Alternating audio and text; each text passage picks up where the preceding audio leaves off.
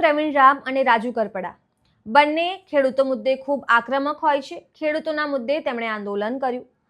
હળદરની ઘટના બાદ બંને 108 દિવસ જેલમાં રહ્યા। જેલમાંથી બહાર આવ્યા બાદ હવે સૌરાષ્ટ્રની રાજનીતિમાં ખૂબ મજબૂત ચહેરો ગણી શકાય તેવા રાજુ કરપડાએ અચાનક જ રાજીનામું આપી દીધું। આ મુદ્દે હવે ગુજરાતમાં ખાસ કરીને સૌરાષ્ટ્રની રાજનીતિમાં ખળભળાટ મચ્યો છે। નમસ્કાર, હું છું ચંદ્રિકા પુત્રી નિરાલી। હવે આ જ મુદ્દે આપ નેતા ચૈતર વસાવાએ પણ પોતાની પ્રતિક્રિયા આપી છે। આવો સાંભળીએ ચૈતર વસાવાએ શું કહ્યું। સમાચારના માધ્યમથી મને જાણવા મળ્યું છે રાજુ કરપડાએ આમ આદમી પાર્ટીના તમામ પદ પરથી રાજીનામું આપી દીધું છે। ત્યારે મેં એમને સંપર્ક કરવાનો પ્રયાસ કર્યો પણ એમની સાથે સંપર્ક થયો નથી।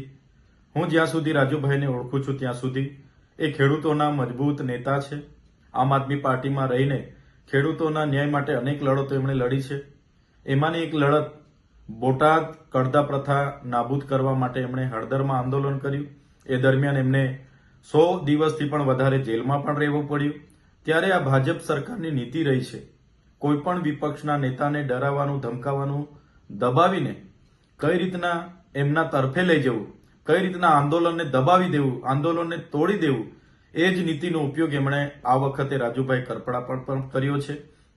જેના વશ થઈને રાજુભાઈ કરપડાએ રાજીનામું ધર્યું હશે એવું મને લાગી રહ્યું છે।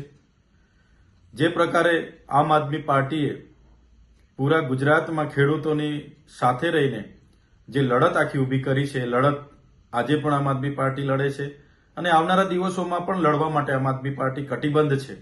ગુજરાતની જનતા માટે હર હંમેશ આમ આદમી પાર્ટીના કાર્યકર તરીકે અમે સૌ ગુજરાતની જનતાના ન્યાય માટે હર હંમેશ લડતા રહીશું।